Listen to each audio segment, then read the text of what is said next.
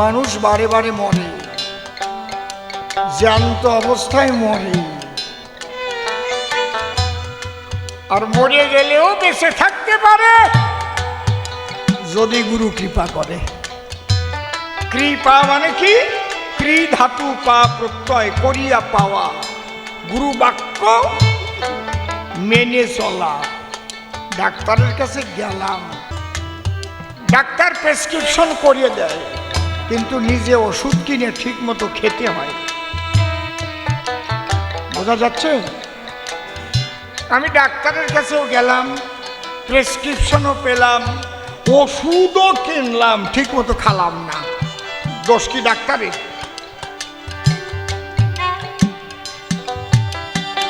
কি দোষ ডাক্তারের? একজনের সুগার হয়েছে, ডাক্তারের কাছে গেছে। ডাক্তার ফাস্টিং পিপি দুটোই ব্লাড টেস্ট করেছে, করে দেখে ফাস্টিং 220 আর পিপি 370। কয় তোমার তো অবস্থা বেশি ভালো না, খাও কি? কয় সকালে 40 খান রুটি খাই, আর দুপুরবেলায় 2 কেজি চালের ভাত হলে মোটামুটি হয়, আর রাত্রি কয় খান 20 রুটি খাই। কয় বাড়ি যাবা, ওষুধ দিলাম, যা বললাম ঠিক মতো চলবা। কি? সকালে 2 খান রুটি খাবা, দুপুরে 2 আতা ভাত খাওয়া, আর রাত্রি 2 খান রুটি খাওয়া। কয় ঠিক আছে, তাই করবা। 1 মাস খাবার পরে আবার গেছে ডাক্তার ধারে, একটু জড়াইয়ে বাজাই, ওই ল্যাংটা শোনা যায় না, একটু জড়াইয়ে বাজাই। বুঝেছ কি বলছি? হ্যাঁ, 3-4 পর্দা বাজবে সাপোর্টে। 1 মাস পরে গেছে, দেখে সুগার আরো বাড়িছে। কয় তুই করছিস কি? কয় আপনি যা বলেছেন তাই করেছি। সকালে 2 খান রুটি, দুপুরে 2 আতা ভাত, রাত্রি 2 খান রুটি। কয় রাত 2 খানও খাবি না, সকালে 1 খান খাবি, দুপুরে 1 আতা ভাত খাবি, রাত্রি 1 খান রুটি খাবি। তাই খাবার না। আবার খাইয়ে 1 মাস পরে গেছে, সুগার আরো বাড়িছে। কয় তুই আমার কথা মতো ঠিক মতো চলেছিস তো? কয় মা কালীর দিব্যি, কথার বাইরে যাই নাই। কয় আজকে তোর আর ওষুধ দেব না, তুই সকালে খাস কোন সময়? কয় আপনি কইছেন 9টার মধ্যে খাতি। কয় যা, তোর বাড়ি ওষুধ পৌঁছই যাবে। উনি 9:45টার সময় যাই ওই বাড়ি হাজির হয়েছে ডাক্তার। যাইয়ে দেখে রুটি 1 খান বানাচ্ছে এইরকম, আর তাফাল জ্বলতেছে, ওতে ভাজবে। কয় এ কি করতেছিস? কয় 40 খানা রুটি খাতাম, তাতে যে আটা লাগতো তাই দিয়ে 1 খান বানাচ্ছে। আপনি 1 খান খাতি কইছেন, আপনি খানে কমাইছেন, পরিমাণে তো কমাতে বলেন নাই। কয় দুপুরে 1 আতা ভাত খাস? কয় হ্যাঁ। আতা আমি বানাই নিয়েছি, যে আতায় 2 কেজি চালের ভাত ধরে, ওরে 1 আতা খাইয়েন। আরে শয়তান রে, ওর সুগার কোনোদিন সারবে ডাক্তার বাঁচিয়ে খাওয়ালি? এইরকম কিছু শয়তান মার্কার শিষ্য আছে, গুরু বাক্য দিলি মানে না, তারপরে গুরুর দোষ হয়। জয় রাধে। ঠিক না? কৃপা মানে করিয়া পাওয়া। তুমি গুরু বাক্য ঠিক মতো পালন করিবে। গুরু বলেছে আজ থেকে তোমাকে তুলসী মালা করিলাম দান, জীবনে আজ থেকে মিথ্যা তোমার হোক অবসান। সত্য কথা বলবা, সত্য রূপাং পরম ব্রহ্ম, সত্য হি পরমং তপ, সত্য মূলা ক্রিয়া সর্বা, সত্যাৎ পরণহি। বাবা মিথ্যা কথাটা আর বলবা। আর এই যে পিতৃধন ধরে রাখার যে তত্ত্ব তোমারে শিখালাম, থাকবা তুমি তত্ত্বের ঘরে, থাকবা তুমি তত্ত্বের ঘরে। যেভাবে শিক্ষা দিলাম তোমারে, বারে বারে করিয়া স্মরণ, ভাবে যদি চলতে পারো ধরো আমার কথা ধরো, রক্ষা করে রাখতে পারবে সেই পিতৃধন। এটা হচ্ছে শিক্ষা তত্ত্ব। খালি দীক্ষা নিলে কাজ হয়, শুধু নাম নিলে পর কাম হবে না, না জানিলে উপাসনা। জয় রাধে। শুধু নাম নিলে পর কাম হবে না, না জানিলে উপাসনা। শুধু নাম নিলে পর কাম হবে না, না জানিলে উপাসনা। ওরে গোপনে গোপিকার ভজন, গোপনে গোপিকার ভজন, গোপনে গোপিকার ভজন, রসিক ছাড়া কেউ জানে না। নাম নিলে পর কাম হবে না, না জানিলে উপাসনা। তাহলে গুরু দীক্ষা বীজ দেয়, আর শিক্ষা তত্ত্ব রসিকের কাছে, মহাবৈষ্ণবের কাছে গিয়ে জানতে হয়। জানলে কি হয়? দেহের এই ৩.৫ হাত জমির উর্বরা শক্তি বাড়ায়। আর ওই বীজে যখন ফসল ফলে, কি ফসল ফলে? প্রেমের ফসল ফলে বীজে, শোনো দিয়ে মন। আর সেই প্রেমের দ্বারায় লাভ করা যায় রাধা গোবিন্দের চরণ।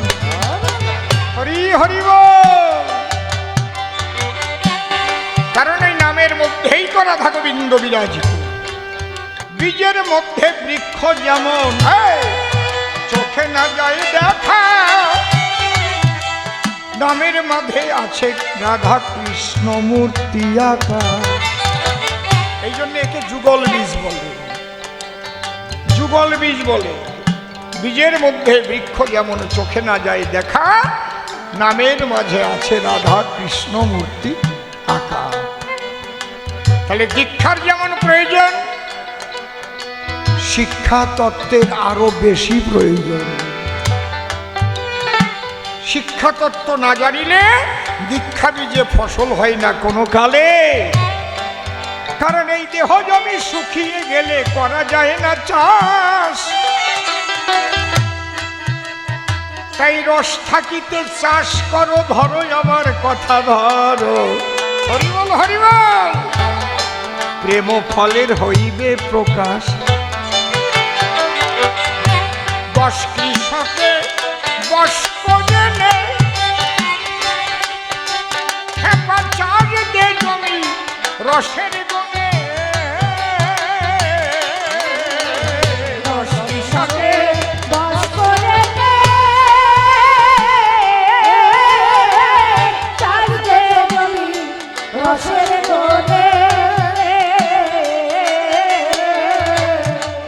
ওরে জমির জোহারালে আর পাবি রে, জোহারালে আর পাবিলে, জোহারালে আর পাবি নে। বৃথা হবে তোর এই লাঙল চষা। শেষ কালে হবে দুর্দশা, শেষ কালে হবে দুর্দশা।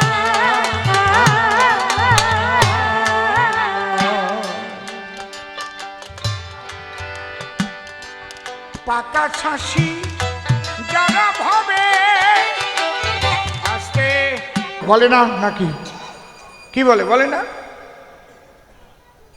নিত্যানন্দের নাম আগে করে উচ্চারণ। সংসারে বসিয়া যদি কেউ করে ভজন, সন্ন্যাস নিলে আমি খারাপ বলি না তারে, কিন্তু খাঁটি সন্ন্যাসী হতে গেলে পরে মহাপ্রভু যে কথা বলেছেন সেইটা চলতে হবে ধরে। রঘুনাথ যখন সন্ন্যাস নিতে গেল, মহাপ্রভু বলেছিল মর্কট বৈরাগ্য কভু না করিবে, অনাসক্ত হইয়া যথা বিষয় ভুঞ্জিবে সাবধান। সন্ন্যাসী যদি হতে হয় তাহলে একটা কাঠের নারী পর্যন্ত দেখা মানা রয়। দুর্বার ইন্দ্রিয় করে বিষয় গ্রহণ, দারু নারী হরে জৈছে মুনিরূপী মন। আমি চৈতন্য চরিতামৃতের কথা দিয়ে বুঝাচ্ছি এখন, এটা আমার তৈরি করা কথা নয়। প্রত্যেকটা শাস্ত্রের কথা বলে বুঝাবার চেষ্টা করছি সবার তলে। আপনারা সাধুজন এখানে নিয়েছেন আশ্রয়, আমার কাছে বলুন দেখি, আমি ইনিয়ে বিনিয়ে বলতে পারি নাকি? সন্ন্যাস খারাপ নয়, কিন্তু যদি খাঁটি সন্ন্যাসী হয়, বলতে মনে জাগে আফসোস, যার নাম গোবিন্দ ঘোষ, তার কতটুক ছিল দোষ? মহাপ্রভুর জন্যেই তো অর্ধেক হরিতকি রেখে দেয়। গোবিন্দ মনে ভাবে পরের দিন মহাপ্রভু কি দিয়ে মুখ শুদ্ধি করবে, অর্ধেক হরিতকি অঞ্চলে কেটে রেখে দিয়েছিল এই চিন্তা ভাবনায়, তাই তো? পরের দিন যখন মুখ শুদ্ধি চেয়েছিল, অর্ধেক হরিতকি খুলে দিল। মহাপ্রভু বলেছিল, এই হরিতকি পেলে কোন জায়গায়? গোবিন্দ ঘোষ বলে, নাকি আগের দিন অর্ধেক আমি আসলে বাঁধিয়ে রাখি। কই, তোমার দ্বারা সন্ন্যাস নেওয়া সম্ভব নয়। মহাপ্রভু বলেছিল তাকে, যার হৃদয়ে সঞ্চয়ের বৃত্তি থাকে তার দ্বারা সন্ন্যাসী হওয়া সম্ভব নয়, নয়, নয়। তার চাইতে কথা লও, তুমি বাড়ি যাও, বিবাহ করে ভজন করো সেথায়। জয় রাধে, জয় জয় নিতাই গৌর প্রেমানন্দে, হরি হরি বল। অন্তরে করুন ধারণা, আমি শুধু নেগেটিভ কথা বলি না, পজিটিভ করে ছবিটারে একদম ক্লিয়ার করে দিতে চাই। সন্ন্যাসী যদি হয়, তার মধ্যে যেন এতটুকু সঞ্চয় বৃত্তি নাহি রয়। আর তুমি যদি সংসারে থেকে করো সাধনার ভজন, অন্তরে দেখো বেবে সঞ্চয় তোমার রাখলে কি আর দোষ হবে? সঞ্চয় তো করতে হবেই হবে। তাহলে এখানে বসে, সংসারে বসে মনের হরিষে সাধন ভজন, এটা কলির শিক্ষা আমার নিত্যানন্দ মহাপ্রভু দিয়ে যায়। নিত্যানন্দ ভেগ নিয়েছিল, মহাপ্রভু তার ভেগ ভাগালো। ভেগ ভেঙে দুই বিয়ে দিল, জাহ্নবী আর বসুধা, বলতে আমার নাই বাধা। বিয়ে হয়েছিল কাল না তেঁতুল তলায়, যাবেন গিয়ে দেখে আসবেন, সেই তেঁতুল গাছ আজও আছে। তাহলে মহাপ্রভু বলেছিল, তাই দাদা নিতাই, কলিজীবকে শিক্ষা দিতে, আমি বলি তোমার সাক্ষাতে তোমার হবে ভেগ ভাঙিতে। তুমি আদর্শ গার্হস্থ ধর্মে থাকো সর্বক্ষণ, অন্তরে দেখো ভেবে তুমি পূর্ণ কুম্ভ নিত্যানন্দই রবে। কলিজীব এই তত্ত্ব যখন পাবে, সংসারে বসিয়া হাসিয়া খেলিয়া সে মধুর বৃন্দাবনে যাবে। বুঝেছেন কি বলছি? আমি সন্ন্যাসীদের খারাপ বলছি না, কিন্তু সন্ন্যাসী যদি হতে হয় সন্ন্যাসীর মতোই হইও। সাধু সাবধান, আরে কপাল। এই জন্য চৈতন্য চরিতামৃত বলেছে কথা যথাযথ। দুর্বার ইন্দ্রিয় করে বিষয় গ্রহণ, দারু নারী হরে জৈসে মুনিরপি মন। আর সেই নারী যদি সবসময় সঙ্গে রয়, শুয়ে থাকে এক বিছানায়, বুঝেছেন, তাহলে এই সংসারে বসেই কিন্তু সবাই। বাবা, সকালে উঠে টিভির পর্দায় বিশ্বের খবর জানা যায়, কিন্তু ঘরের খবর কজন নেয়? এই ঘরে কে আসে যায়, কে কথা কয়, কে বা ঘুমায়, কে বা জাগায়, এটা একমাত্র গুরু কৃপায় জানা যায়। 14 পোয়া চৌহর্দি করি প্রত্যেকটা মানুষের প্রকৃতপক্ষে দেহটা 14 পোয়া মানে 3.5 হাত। যার যার হাতের 3.5 হাত হওয়া উচিত। এর ছোট বড় যদি হয় তাহাকে ব্যতিক্রম কয়।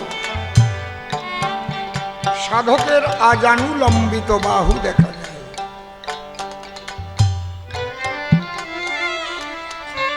আমরা দেখেছি ভাগবতে রয়েছে, ঊর্ধ্বভাবে সুশোভিত রেখা হাতে পায়, ধ্বজবজ্রাঙ্কুশ চিহ্ন ইফনাতায়।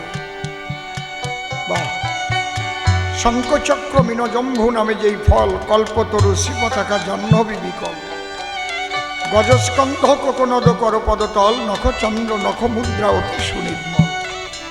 সুধা কর সত্র আর সুধা কর জব, এই ঊনবিংশ চিহ্ন কহিলাম সব। তক চিক্কন নখ চিক্কন নাভি সুগভীর, আজ অনুলম্বিত বাহু কমল শরীর।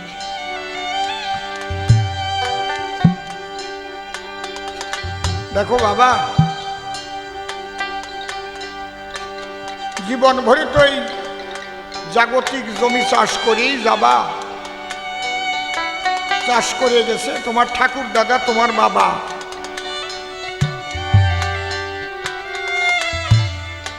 জাগতিক জমি চাষ করে জাগতিক ফসল পাওয়া, কিন্তু এই দেহ জমি চাষ করলে তাতে যে কি ফসল পাওয়া যায়, একদিন সেই জমি চাষ করে দেখলে না বাবা। 14 পোয়া চৌহর্দি করে জুত লাগাইছে 2 খুঁটির ঘরে, 8 কুঠরি 9 দরজা 7 তলা ঘরে। এই ঘরে 8টা কুঠরি 9টা দরজা। দরকার আছে তত্ত্ব বোঝা, কোন দরজায় কোন খেলা হয়। 8 কুঠরি 7 তালা, না বুঝলেই তৃতবে জ্বালা, আর বুঝলে জ্বালা থাকে না আর গায়ে।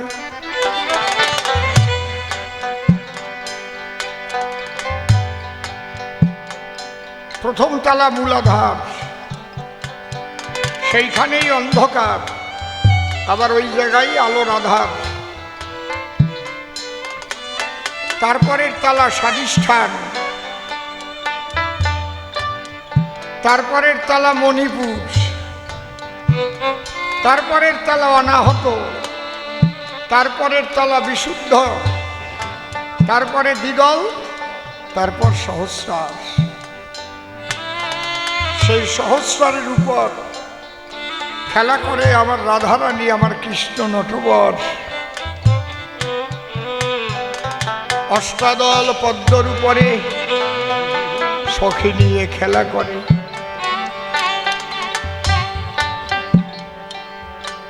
চোদ্দ পোয়া সৌহর্দি করে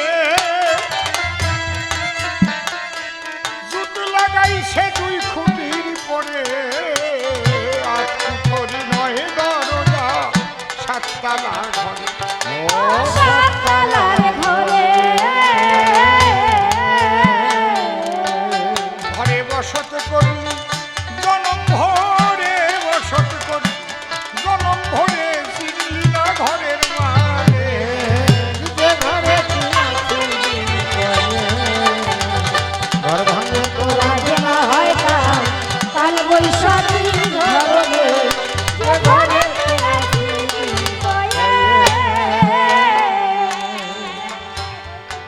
সুখের নেশায় হয়েছি বিভোর, 2 চোখে তোর মোহ ঘুম ঘোর।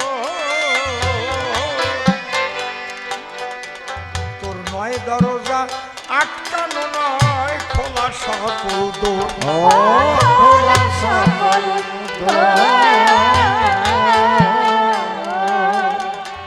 নয়টা দরজা, চোখ 2টো, কান 2টো, 4টে, নাকে 2টো, 6টা, মুখ 1টা, 7টা, নিম্নাঙ্গে আর 2টো, 9টা। যত হও হরি বলা, যদি থাকে সব দরজা খোলা। ওরে বৈরাগীর বলা, তাহলে বৃথা হবে মালা ঝোলা। কোন দরজা কিভাবে বন্ধ করতে হয়, এইটাই শ্রীগুরু শিক্ষা দেয়। বসে শোনেন জ্ঞানবান ও বলে গেল, যার নাম হনুমান, সে তো দীক্ষা শিক্ষা করে নাই গ্রহণ। বুক চিরে রাম সীতা দেখালো আমার কাছে, খুলে বলো তবে দীক্ষা শিক্ষার কি বা প্রয়োজন।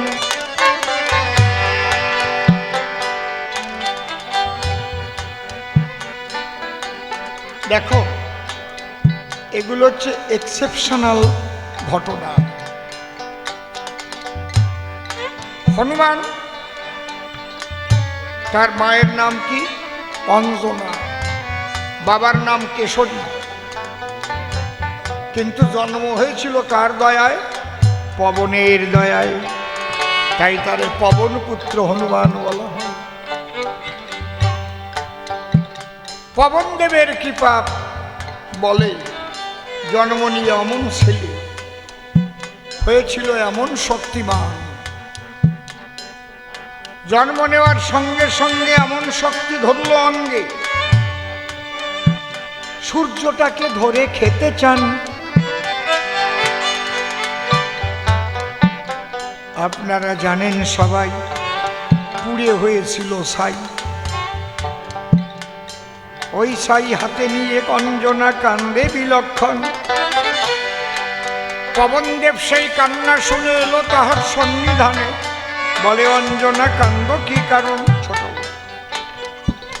বলে, তোমার করুণা বলে হলো একটা এমন ছেলে,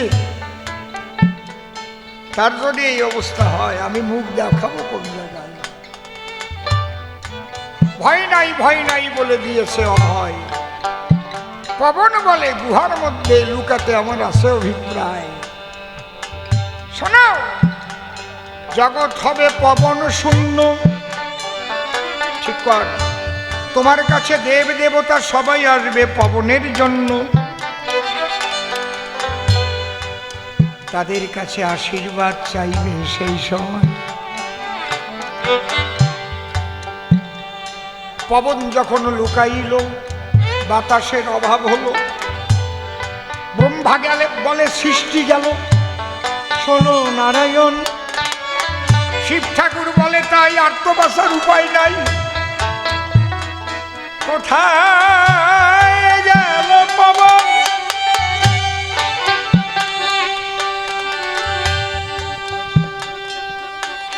সবাই মিলে একত্তরে এসেছে অঞ্জনার ধারে।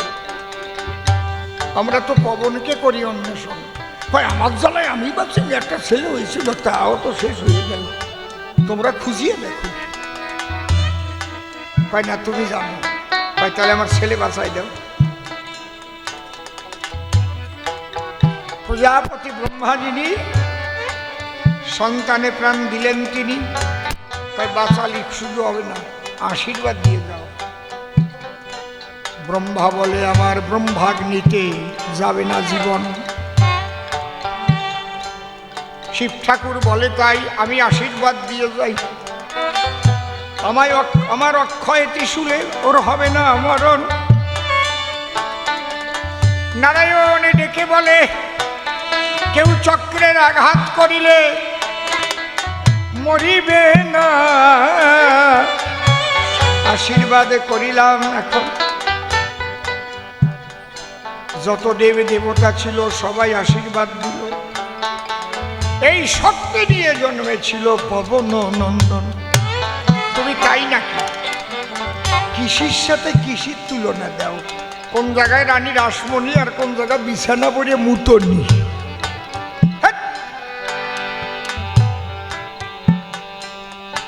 স্বপ্নে দেখার মতো হয়েছে ছোটবেলায়। তোমার কব কি তুলনা দিতে দিতে তুমি হনুমানের সাথে তুলনা দিচ্ছ। বলো হনুমানজি কি, বজরংবলী কি। শোনো, অজামিলের ঘটনা বলেছ কিন্তু সম্পূর্ণ বলতে পারোনি। একবার বিশ্বামিত্র মুনি বৈষ্ণব অপরাধী হলো, তখন মুনি নারদের কাছে যখন গেল। দেখে নাও, গিয়ে নারদের কাছে বলল, হে দেবর্ষি, বড় ভরসা নিয়ে তোমার কাছে আসি। কি? আমি বৈষ্ণব অপরাধী হয়েছি। কিভাবে আমার এই বৈষ্ণব অপরাধ থেকে আমি মুক্তি পেতে পারি? দেবর্ষি নারদ ডেকে বলল, কথা ধরো, একটা বিধান আছে যদি তুমি তাই করিতে পারো। কি? কর্মচণ্ডালের গৃহে গিয়া তাদের রন্ধন করা অন্ন ব্যঞ্জন যদি আসতে পারো ভোজন করিয়া ভক্তি ভরে, তাহলে বৈষ্ণব অপরাধ তোমার আর থাকবে না। বলে কর্মচণ্ডাল মানে কি? কয় দেখো, ব্রাহ্মণ, ক্ষত্রিয়, বৈশ্য, শূদ্র, চারটে বর্ণ আছে।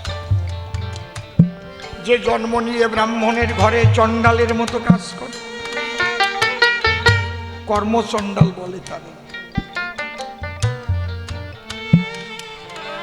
উপাধিকার ব্রাহ্মণেরই হয়,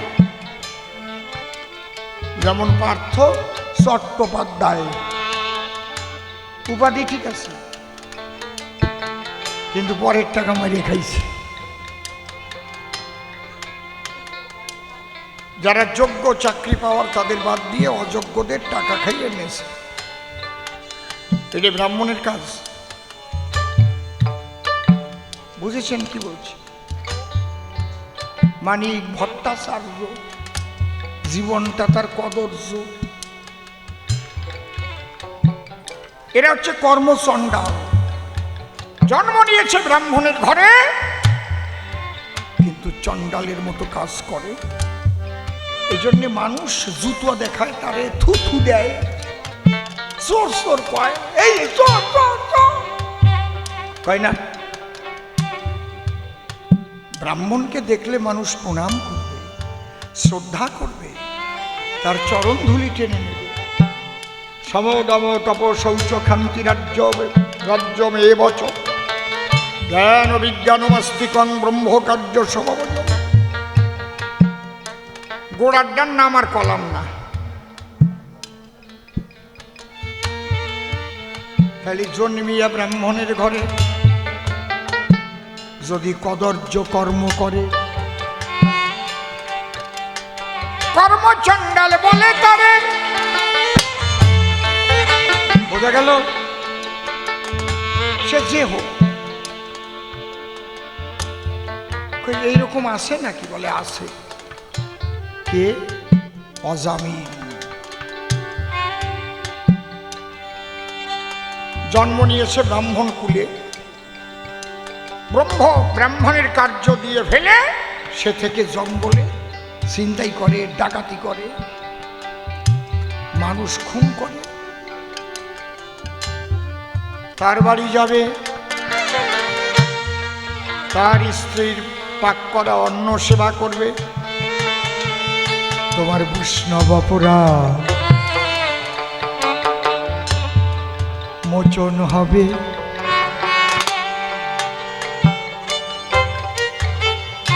মুনিবাক্য করে লক্ষ্য বিশ্বামিত্র ধায় অজামিলের বাড়িতে গিয়ে হইল উদয়। অজামিল সকার্যেতে ঘরে করেছে গমন, স্ত্রী তাহার ঘরে আছে দিল দর্শন। মা, একই আপনাকে আমার আঙ্গিনায় দেখি, পাশের বাড়ির লোক আমাদের বাড়ি আসে না, আমাদের কেউ ভালোবাসে না কেন? আমার স্বামী খারাপ।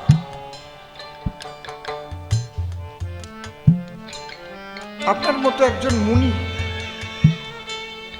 আপনি আমার গৃহে এলেন এখনই? বলে, মা, শুধু এসেছি তাই নয়, আমার বড় ক্ষুধা লেগেছে, আমি নিবেদন করি তোর কাছে, আমি এসেছি বা তোর রান্না করা দুটো অন্ন ব্যঞ্জন সেবা করতে আমার আছে অভিপ্রায়। অজামিলের স্ত্রী ছিল সত্যি ভালো, বুদ্ধিমতী, প্রকৃত সতী। বলছে, মুনি ঠাকুর, আমার একটা প্রশ্ন আছে, আমি প্রশ্নটা করি আপনার কাছে। এর জবাব দেবেন, তারপরে সেবা পাবেন। এই ঘৃণিত সংসারে কেউ আসে না আমাদের ধারে। আপনি কোন দায়ে পড়ে এলেন, আবার বললেন সেবা করবেন আমার ঘরে? এর কারণটা কি বলেন? মুনি দায় ঠেকে গেছে,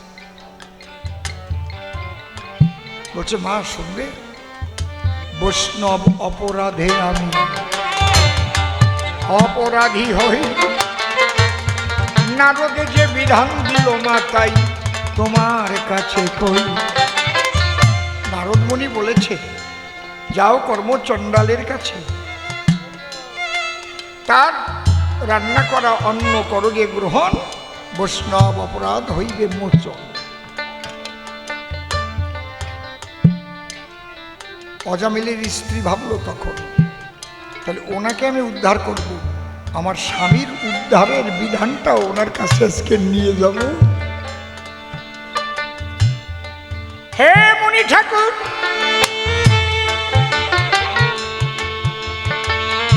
আপনার কথাই রেখে আস্থা করব আপনার সেবার ব্যবস্থা, কিন্তু আমার অন্তরেতে আশায় ভরপুর। আপনার মতো মুনি এসে যখন দাঁড়িয়েছেন আমার গৃহ পাশে, নয়ন জলে ভেসে করি নিবেদন, ব্রাহ্মণ কুলে জন্ম নিয়া আমার স্বামী কদর্য কর্ম বেড়ায় করিয়া তার উদ্ধারের একটা বিধান দিয়া আপনি উদ্ধার করিবেন।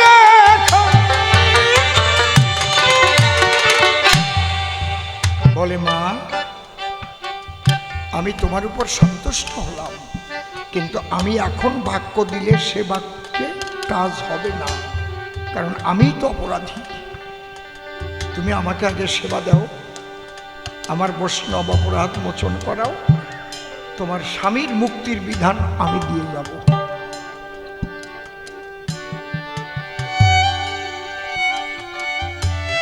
রন্ধনশালায় গিয়া ভক্তি ভরে অন্ন ব্যঞ্জন রন্ধন করি, মুনির জন্য করল সেবার আয়োজন।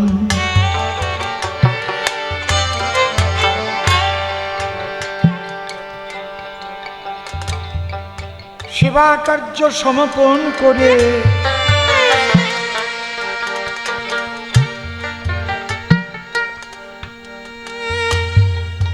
মুনি বসেছেন বিশ্রামের তরে, তাই কর জোরে করে নিবেদন।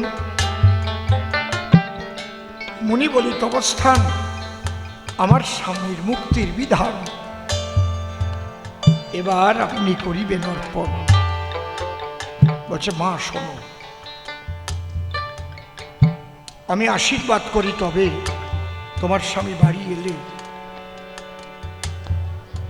ভালোবাসা দিলে তোমার সঙ্গে তোমার স্বামী মিলন হবে, আর সেই মিলনে তোমার একটা পুত্র সন্তান জন্ম লবে। আমার বাক্য করিয়া পালন, সেই পুত্রের নাম রেখো নারায়ণ।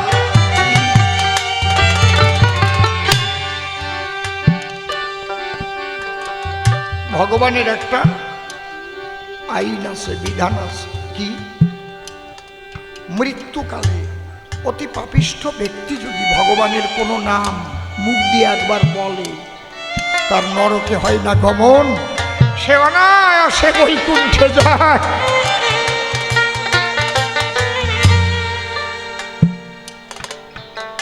তোমার স্বামী আশীর্বাদ দিয়ে গেলাম আমি,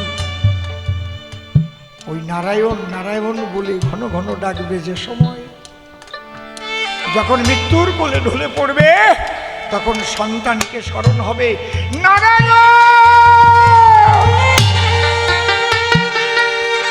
একবার যখন করবে উচ্চারণ, অনায়াসে বৈকুণ্ঠে করিবে গমন। ভগবান এই বিধান দিয়েছেন। কোথায় আছে? গীতায়। অন্তকালে চ মামেব শরণমুক্তা কলেবরং য প্রয়াতি শতদ্ভাবং যাত্রী নস্তত্র সংশয়। এমনি না, সবার তো আর মৃত্যুকালে ভগবানের নাম মনে পড়ে না।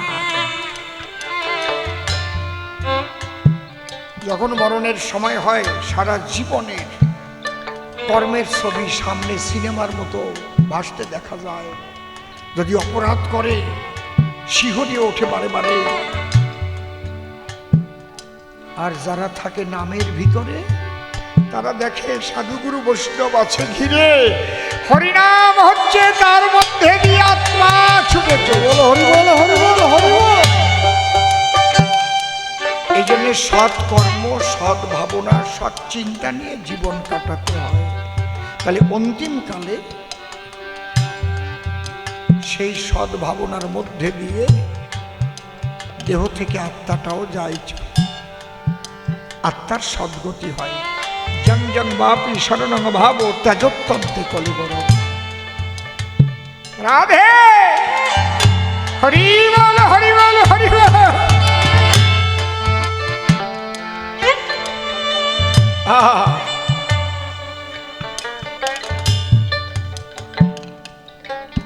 তাই নাম জপিতে জপিতে হে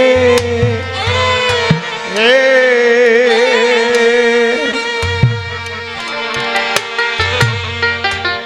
যখন যায় নাম জপাতে, মুখের নাম যদিও বন্ধ হয়, নাম জপতে থাকে হৃদ মন্দিরে। হরে কৃষ্ণ হরে হরে। মৃত্যুকালেও কৃষ্ণ বলে কৃষ্ণ চরণ প্রাপ্তি হয়। ব্রহ্ম ভুবন লোকা পুনরবর্তীন অর্জুন মামে পত্তু তুকন্ত পুনর্জন্ম নবিদ্যা। আমি একটাও আমার কথা বলছি না, ব্যক্তিগত কথা, সব ভগবানের বিধান। সেই বিধান মেনে স্বামী স্ত্রী মিলন হয়েছিল। মুনির আশীর্বাদের বলে ছেলে সেই ঘরে জন্মাল। তার নাম দিয়ে রেখেছিল গো যখন নারায়ণ। নারায়ণকে অজামিল ভালো বাস্ত সর্বক্ষণ। আস্তে আস্তে নারায়ণ বড় হলো, যা লাগতো অনারায়ণ বাবা, নারায়ণ নারায়ণ, অনারায়ণ নারায়ণ, কোথায় গেলি বাবা নারায়ণ। এই যে নারায়ণ বলতে বলতে যে অভ্যস্ত হয়ে গেল, অভ্যাস নতু কমতে ও বৈরাগে নৃচ্ছতে। যখন নিয়তি দরজা এলো, ভয়ঙ্কর দৃশ্য দেখে ভয় জাগলো তার বুকে। নারায়ণ নারায়ণ বলে অগ্নি ডাকিয়াই উঠিল।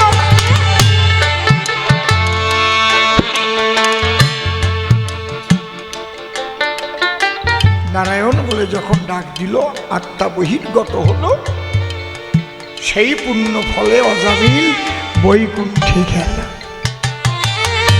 কোন জায়গার থেকে খুঁটিয়ে খুঁটিয়ে একটা করে বের করেছে। এটা কি সবার জন্য নাকি? কান্ত সবাই রেখে বিশ্বামিত্র আশীর্বাদ করেছে।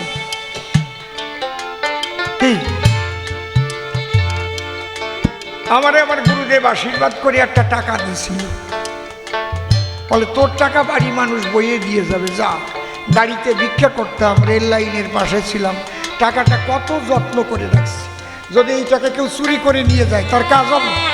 এই যে রেখে দিছি।